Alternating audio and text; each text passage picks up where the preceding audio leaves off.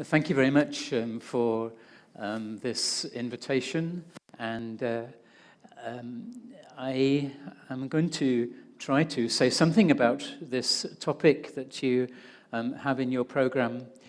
And I don't think I'm very good at giving answers to questions, by which I mean I think that I find it easier to try to think what are the right questions to ask. But then if I can think of the right questions to ask, then other people can try and think about the questions in the right way and try to think of answers to those questions. So we have a kind of jungle to work our way through. So what pathway are we going to take through this jungle? Well, we all know what evidence-based practice is. That's a question. Why has it been successful? A question I'd not heard anybody ask, I don't think.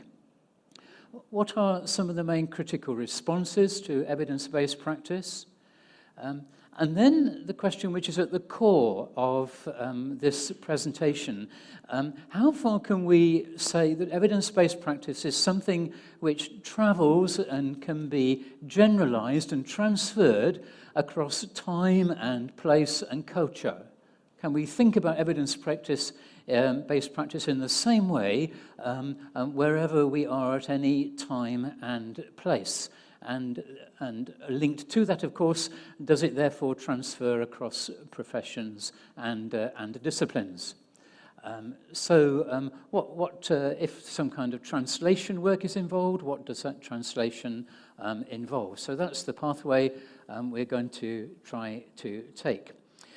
So we're going to do quite a bit of groundwork before we get to the question itself. So and if you don't want to read the text, you can just look at the pictures and enjoy the pictures. So I don't know whether anybody knows this Roddy Doyle, the commitments, but anyway, do professions share these three commitments? I wonder whether they do. First, a commitment to seek to establish and act on plausible evidence regarding best practice and the outcomes of professional work.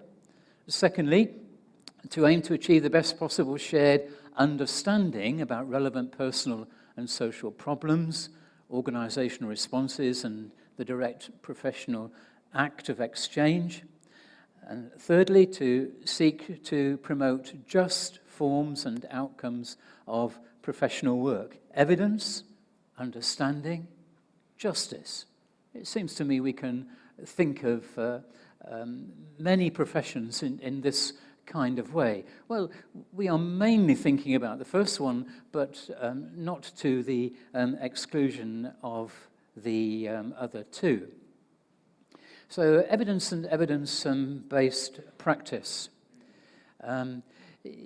Well, as you know, evidence-based policy and practice is most often associated with medicine. You Google it and almost all the links that come up are, or the great majority, for medicine and nursing. David Sackett's classic definition of evidence-based practice there, which I'm sure most of you will know as the conscientious, explicit, and judicious use of current best evidence in making decisions about the care of individual patients. And David Sackett died in 2015, and this is a drawing of him. He was an American-Canadian medical doctor and pioneer in this field, as I'm sure you'll know. But there's one thing about Sackett's definition which I think is often overlooked, and this is that it includes three kinds of claim. It's a moral kind of claim. It is something which is conscientious, done according to good conscience. Secondly, it's a claim about wisdom and the use of judgment. So it's a judicious use. And thirdly, it's a claim about the merits of transparency and openness, explicit. And it seems to me that these elements are not always given the recognition they need. And to unpack this a bit, we need to make one or two distinctions. First, we need to make a general distinction between evidence-based practice as a model of intervention that has been demonstrated to be effective, that kind of argument.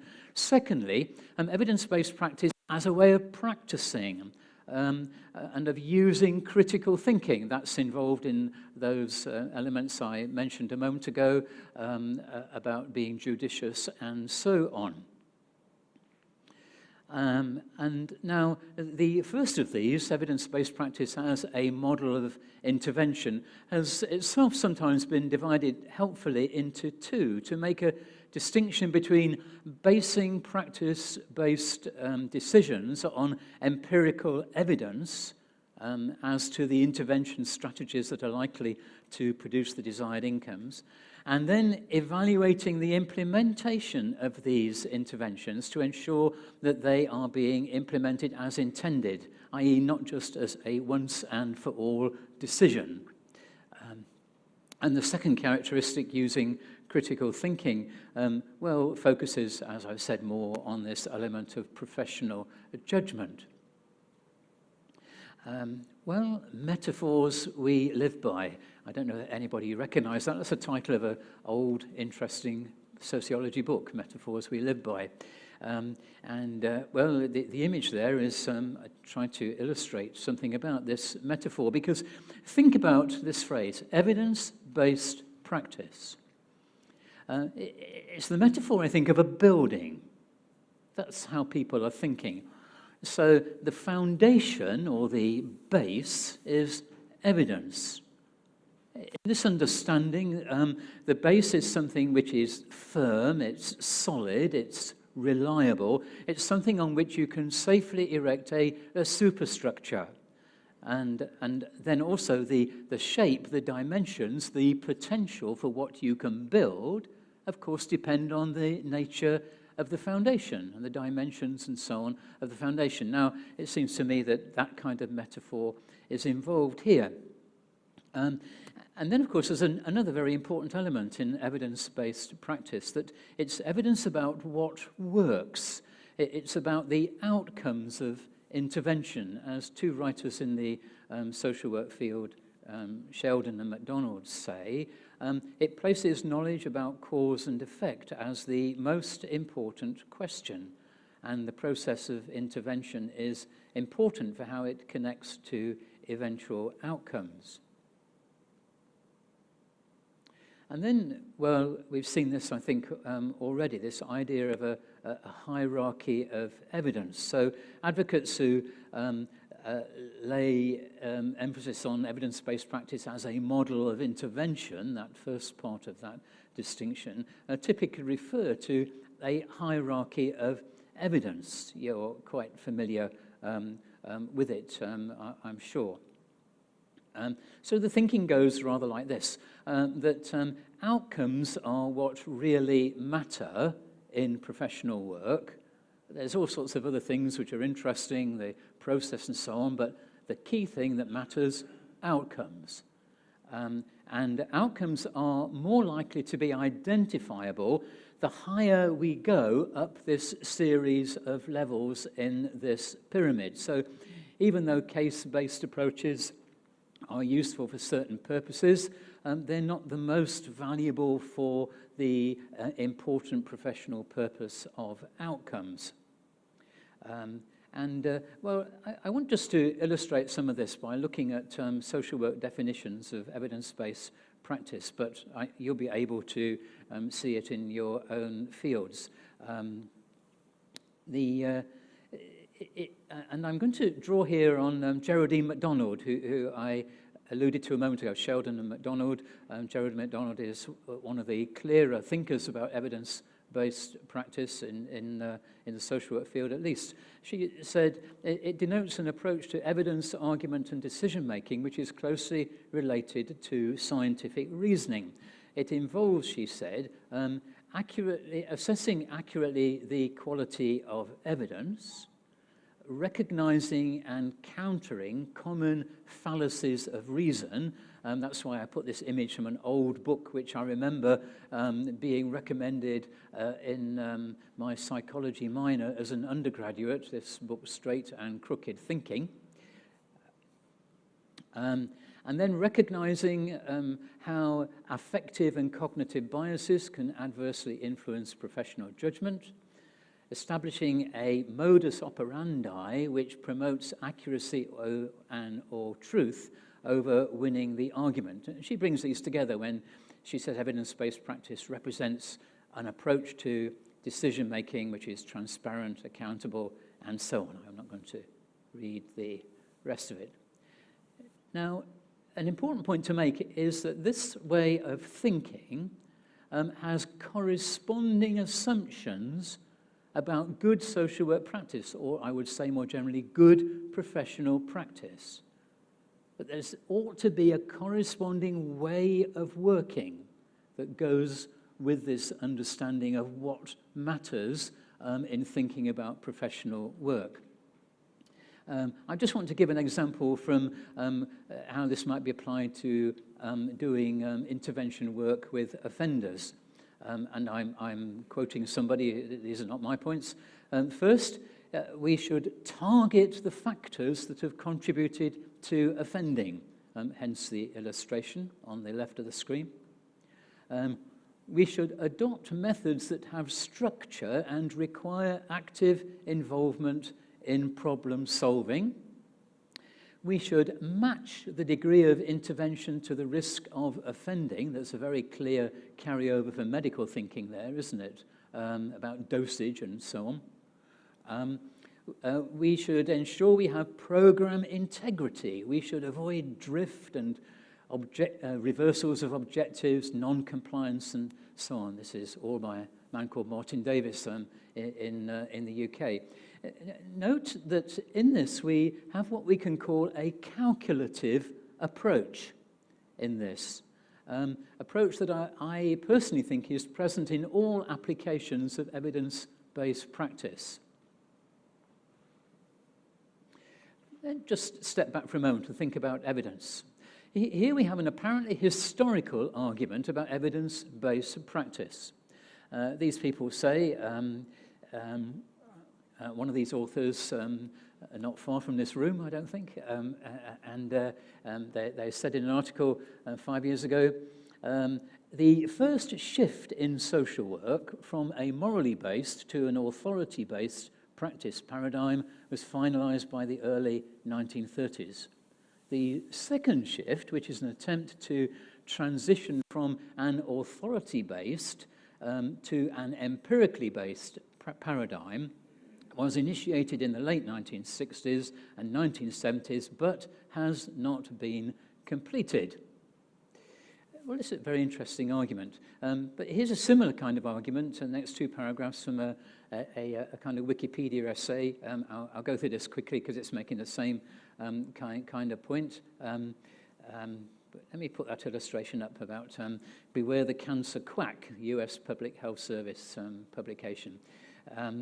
Areas of professional practice such as medicine, psychology, psychiatry, rehabilitation, and so forth have had periods in their pasts where practice was based on loose bodies of knowledge. Some of the knowledge was law, not L-A-W, L-O-R-E, in the sense of like folklore. Where practice was based, some of the knowledge was law that drew upon the experiences of generations of practitioners, and much of it had no valid scientific evidence on which to justify various practices. In the past, this has often left the door open to quackery. A quack is a fraudulent or ignorant pretender to having medical skill.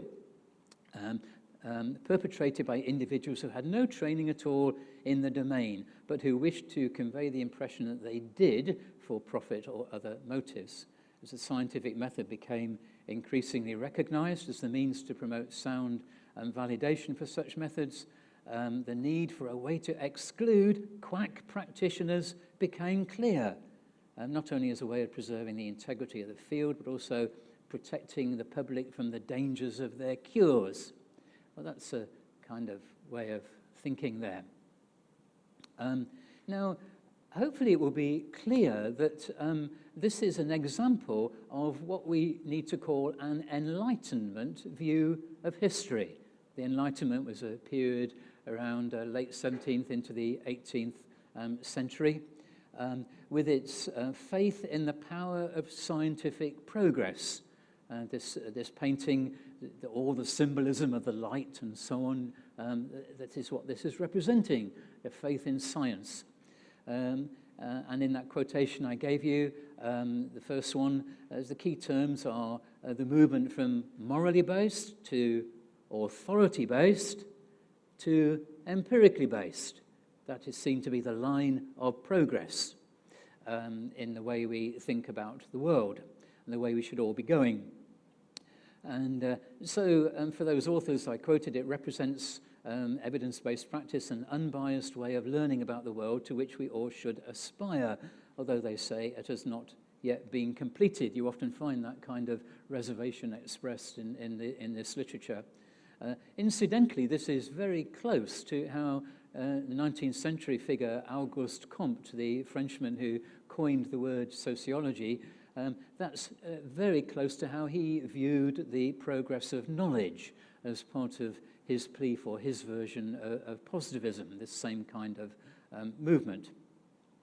Well, okay, what happens when, as we begin to try to shift from this to think about our kind of question for this lecture, well, there's when it gets applied in social work. So there's this two bodies, the International Federation of Social Workers and International Association of Schools of Social Work, and in their statements they say this. First of all, social work bases its methodology on a systematic body of evidence-based knowledge derived from research and policy evaluation, including local and indigenous knowledge specific to its context. You'll see, I think, if you look at that, the drafters of this are trying to cover more than one consideration here when they make this statement. And they say later on in this document, knowledge of social work research and skills in the use of research methods, including ethical use of relevant research paradigms, critical appreciation of the use of research, and the different sources of knowledge about social work practice are included in social work. Well, what should we think about this? Well, first, the statement represents evidence and evidence-based practice as being fairly cross-cultural.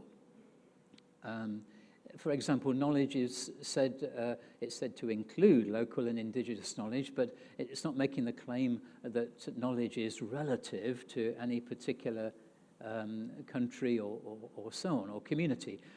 So that would suggest, in terms of our basic question this afternoon, that such knowledge might transfer quite well. And it suggests, by talking about systematic and evidence-based, that mainstream science models have a foundational role universally, more or less. Also, nonetheless, the statements have a kind of aspirational status to them, a dimension. I don't know whether social work actually is always based on systematic knowledge, even if we assume it ought to be. Well, okay, how can we explain the success story of evidence-based practice? I'm not asking how adequately the case has been made for evidence-based practice. I'm trying to understand what you might call a kind of intellectual and social and professional movement. That's what I'm trying to do here. So I think there's a number of reasons that make evidence-based practice successful. First, it's not easy to seem to be against strong evidence for what we do. So it seems a kind of argument that it almost is self-evident. Secondly, it offers a link to medicine and therefore, in other fields, offers a kind of borrowed status. I think that's quite important. Thirdly, it's readily transferable across various fields of applied study, so it's become embedded in a picture larger than any one field. And it can produce programmed packages that can be sold to agencies. So emphasizing what works seems to have organizational and even commercial value. In American social work, for example, there have been three trends. First, developing a set of standards that people should adhere to. Secondly, developing proceduralized guidelines as to how one should work. And thirdly, strategies for learning and teaching evidence-based practice. And then fifthly, it has success, I think, because it has affinities with the, I guess most of you will be familiar with the work of the Cochrane collaboration and the Campbell collaboration. So it gives it a kind of infrastructure through which it can be worked out. And then it seems to offer a bridge between academic and applied work and promises a way to avoid tensions between theory and practice, so likely to interest policy fields. And it's capable of various interpretations and applications, stronger and weak versions. It has the flexibility and I think almost imprecision about it often of what the philosopher Karl Popper called a bucket word. You might not have heard that expression, but you get the idea. It's a word which all sorts of things can be dropped into it, and people feel it's their word. And it's offered by its advocates as being not being theoretical, so it seems to offer less intellectual sophistication. And it seems to travel well through time. So in social work, a fairly plausible case can be made for having a historical background for the charity organization movement. That's the 19th century. Mary Richmond, the first 2 decades of the 20th century. The debate through the 1960s and 1970s, the what works debate and so on. And also as independent of being culture free. And I think even when there are limitations to evidence-based practice, that it invites those who are outside of that frame of reference to react to it in the same terms. So I think these are the kind of reasons why evidence-based practice has a very strong success story. It's hugely influential. Of course, there have been critical responses. One question is, if we have evidence about what works, should professionals be bound by an ethical commitment to practice accordingly? And if they don't practice accordingly, should they be open to breach of professional responsibility? Well, here we have two of the most prominent and important social work thinkers on behalf of evidence-based practice. But in answer to this question, I take the opposite line. So Geraldine MacDonald says, no, social workers shouldn't be blamed, and argues why. Bruce Thayer, this is he, American, says quite definitely, yes, social workers should. So it raises that ethical question.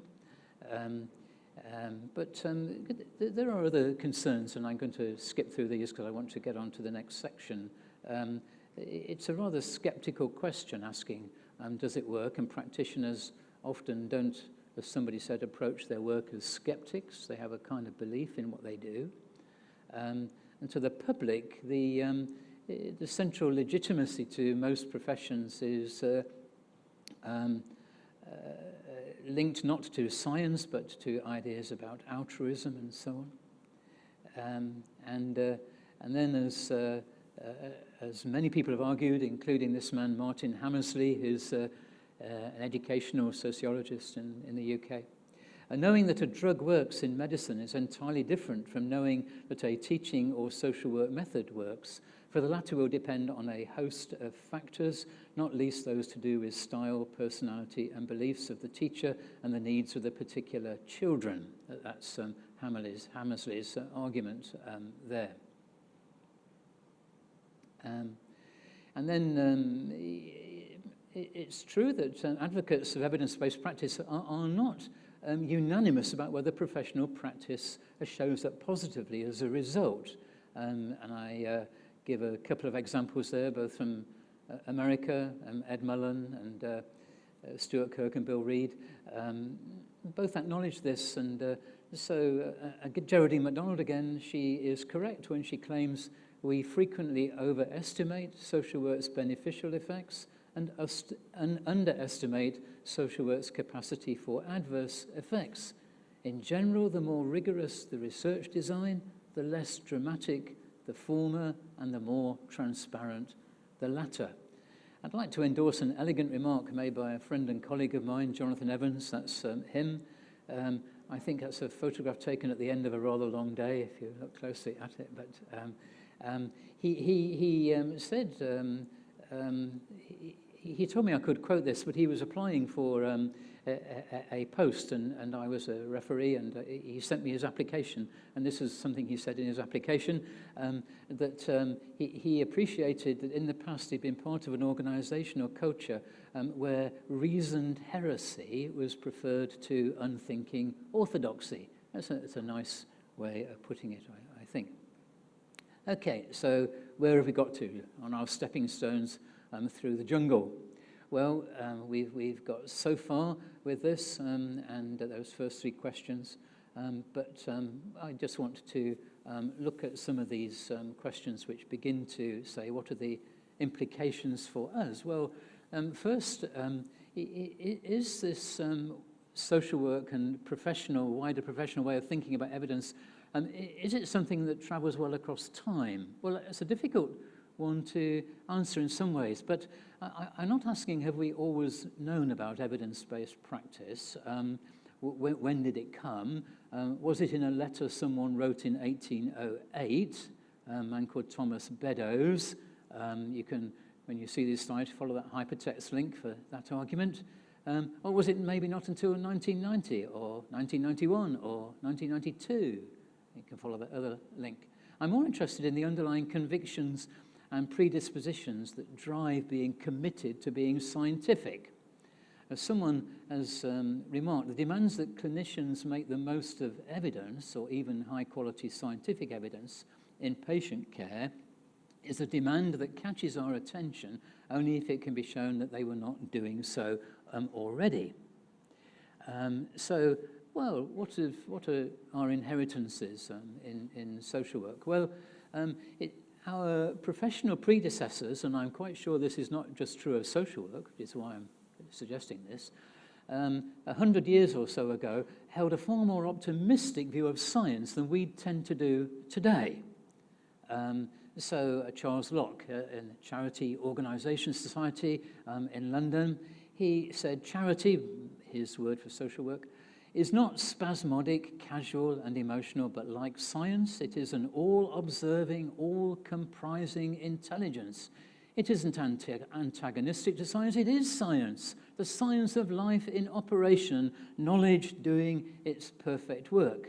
And then a very different person, Clement Attlee, who was Prime Minister, who brought in the welfare state, the Labour Prime Minister in England, but writing in 1920, about university settlements in a fascinating book, he said something not too different.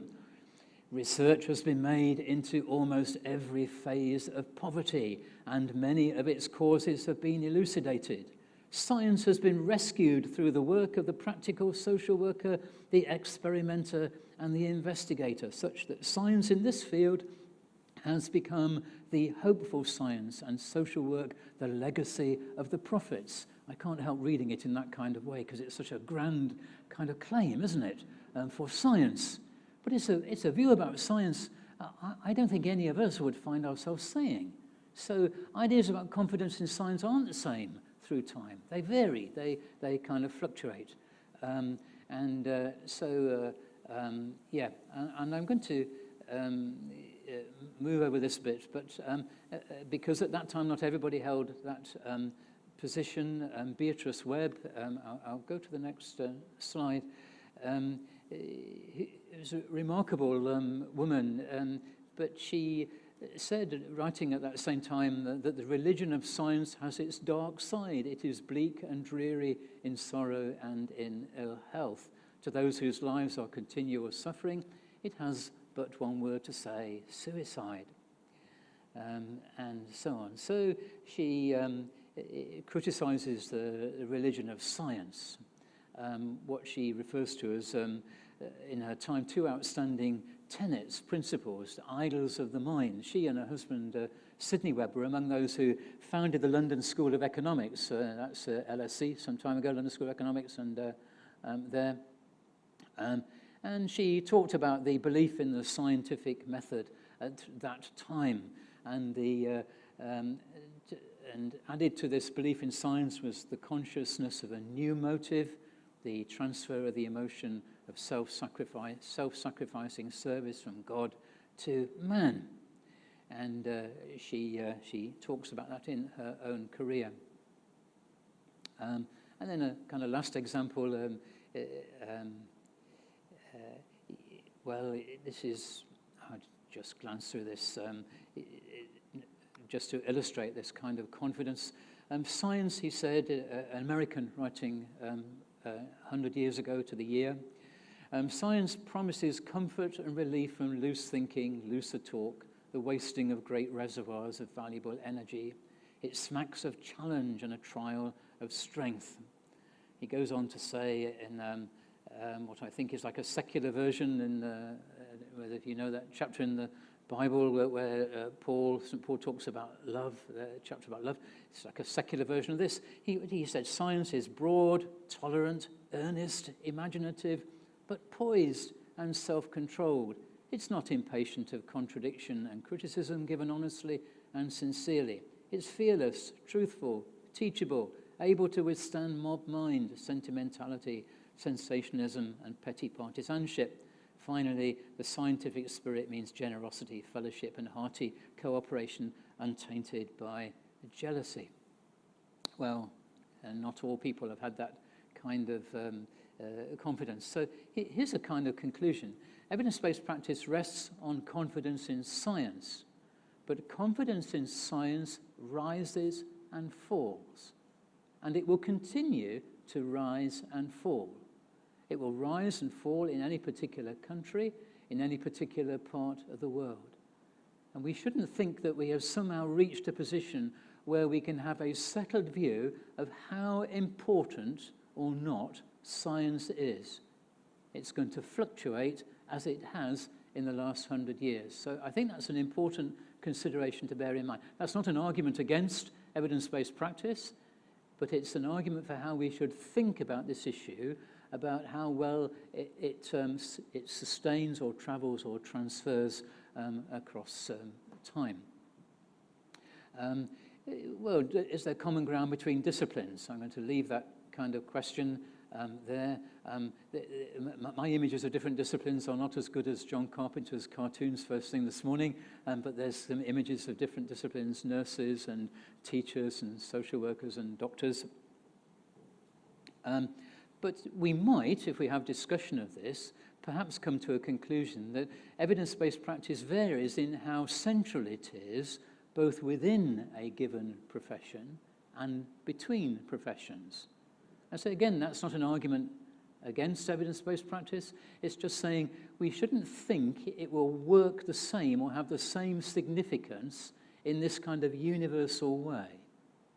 And then finally, I want to ask this question, how will evidence-based practice transfers from place to place?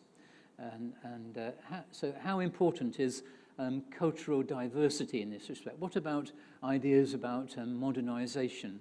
How about ideas about being holistic? Well, I'll just touch on each of these. First, this argument about cultural diversity. And it's another form of one of the critical responses to evidence-based practice, that it tends to assume a cultural homogeneity. It's this kind of criticism. Again, I just want to stress this is not a way of rejecting evidence-based practice. It's a point about understanding it. That's what I'm trying to get across. So this woman here is an American Indian, and tells you here. But she's an assistant professor of research in pediatrics. And she says this, that many practices have been determined to be evidence-based have inadequate or no inclusion of cultural variables in research samples, no examination of the impact of cultures on outcomes, no adequate considerations for co-occurring disorders, and not taking into account context and environment. This has created difficulty for many American Indian and Alaska Native communities trying to implement a practice that has never been tried and tested within Native communities. And further, there's such diversity among Native communities within the United States, including diversity among urban Indian communities, that even if a practice had been appropriately researched and implemented, it may not work at all.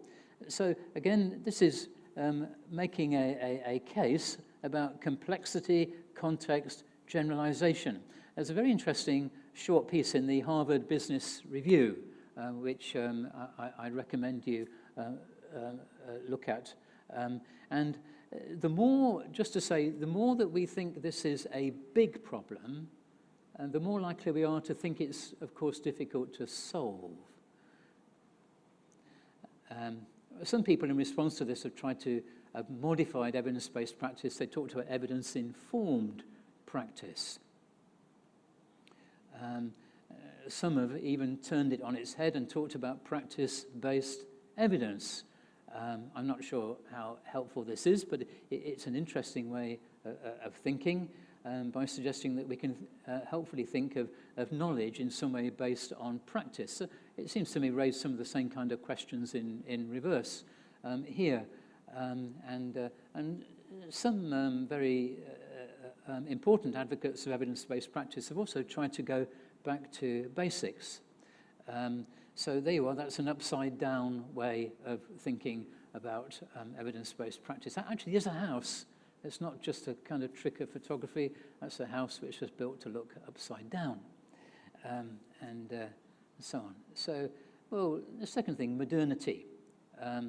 We've seen that line of argument in that quotation from HKSYU, so this man in the image, Anthony Giddens, says about modernity being a shorthand term for modern society, associated with a certain set of attitudes towards the world. The idea of the world is open to transformation by human intervention. A society unlike, he says, any preceding culture. It lives in the future. It's looking towards the future. The trouble with modernity is if for a moment we face West, by West I don't just mean a geographical location, well, of course, in the West, in large parts of the West, we meet doubt and even rejection of modernization as an enterprise. It's part of the changed status and trust in science we spoke of a moment ago. But in parts of Asia, I think it's fair to say the program of modernization is fully accepted. Just to give two examples, Suharto in Indonesia plan to drive Indonesian development through a modernization program. And one commentator suggests that this development program is largely unchanged since the move to democracy at the end of the last century, the Reformasi movement. And again, in Singapore, Lee Kuan Yew used Confucianism arguments as a driver for modernization.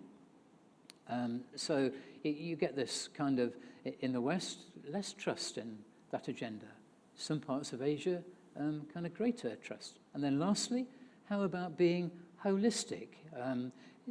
Just apply this still to social work. There's something about Asian social work which is distinctive that we might say it is holistic. You come across this kind of argument. I'll give you one or two examples in a moment. Well, going back just to that International Federation of Social Workers definition, talking about what they call the core mandate for social development, they say it's based, my emphasis, on holistic biopsychosocial spiritual assessments. I don't know who drafted this sentence, but you just have to hold on as we work our way through this sentence.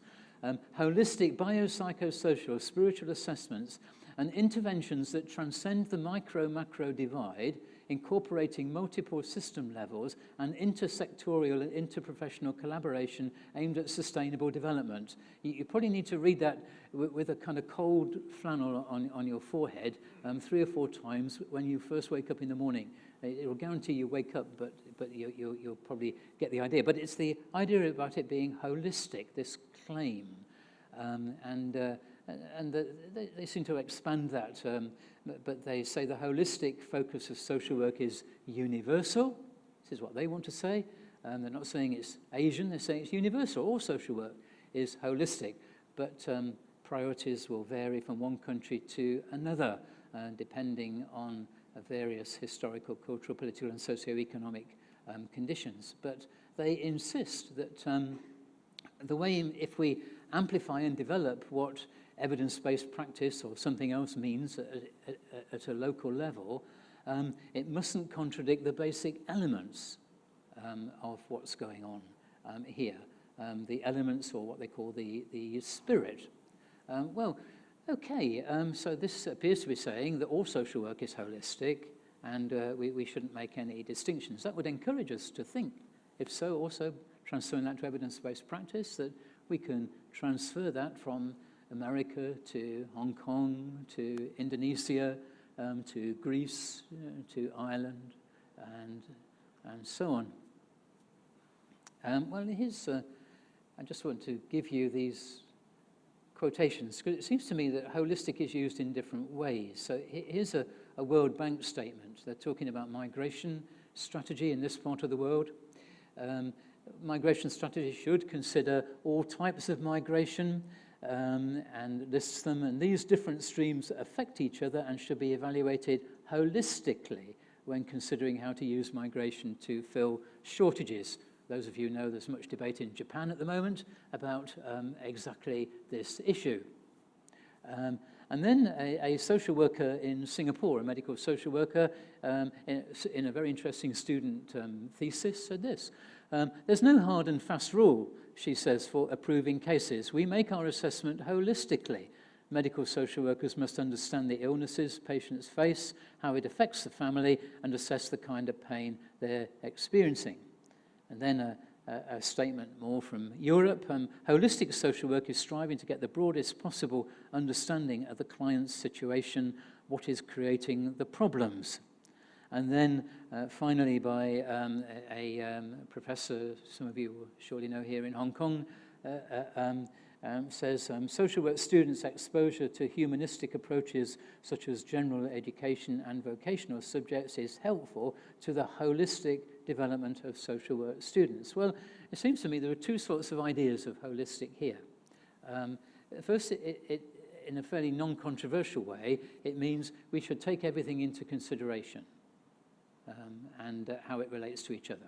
Well, that's a relatively non-controversial. But there's also an argument sometimes made, and it's possible that's what Daniel Sheck is referring to in that final quotation, the argument that Asian cultures think holistically rather than analytically, that Western cultures think analytically, that holistic thinking involves understanding a system by sensing its large-scale patterns.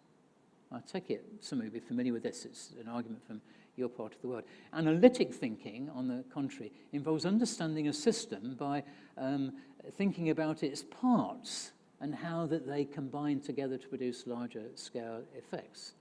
Now, whatever we think of that distinction about how professional work operates here, it certainly seems to me that evidence-based practice works in the second way. It's an analytic way of thinking, very much so. It's a way of thinking about, you start with the parts, the elements, or the small ingredients, and you build up your understanding that way. What should we think about this? Well, it seems to me that holistic thinking from the whole to the part can be helpful. But I believe, and I think, and people say that this is correct, in Chinese culture there's also a widely respected Confucian precept that suggests a rather different way of thinking. To improve upon yourself first, then manage your family, then govern your state, that is the only way to bring justice and virtue to the world. My wife, who's Hong Kong born Chinese, says she remembers that very much from her childhood. So within Chinese ways of thinking, you can find both ways of thinking, from the whole to the part, from the part to the whole. So it shouldn't overgeneralize. So as two important scholars said 20 years ago now, it's misleading to think of one homogeneous, overarching East Asian welfare model, which is common to Japan, Taiwan, Singapore, South Korea, and Hong Kong. But I do think, well, that's just an introductory slide there, which I'm not going to just really listing the countries of Southeast Asia and East Asia. So although I don't think it's helpful to think in terms of holistic work, so in that sense, I want to say that applying it to evidence-based practice, I think from that point of view, you don't have to be discouraged from ideas about transferring evidence-based practice from one country to another on the grounds that there are fundamentally different ways of thinking and that therefore evidence-based practice won't work. I don't think that's an argument against evidence-based practice that works, but I do think there's a different sort of argument, and because it seems to me that there are social challenges that do have distinctive form in your part of the world, and I think these include migration and patterns of population movement, demographic challenges of aging, and in some cases fertility trends, social change as it bears on traditional and shifting family patterns, especially for women and children. There's been a fascinating book came out last year. I think it's called Urban Chinese Daughters by Patricia O'Neill. This is something that interests you about the changing roles of women in the context of kind of filial obligation and so on. I recommend that book very much to you. It's not on the list at the end. Part of her fieldwork was done here in Hong Kong, part in Singapore, part on the mainland. And issues about citizenship, there are major issues. In my 2 years in Singapore, I have learned hugely from the Asia Research Unit at the National University of Singapore, who are researchers that are addressing these issues in a, I think, quite profoundly important way. I think these are ways in which we need to think. So, so we can't make this kind of binary distinction between East and West, but we can say that the social challenges are characteristically different.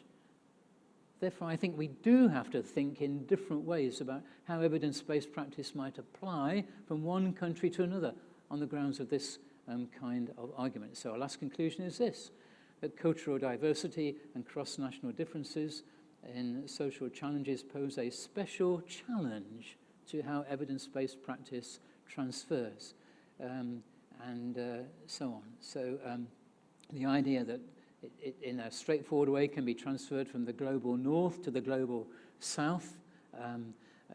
Again, you'll know that expression doesn't just refer to points of the compass. So thank you.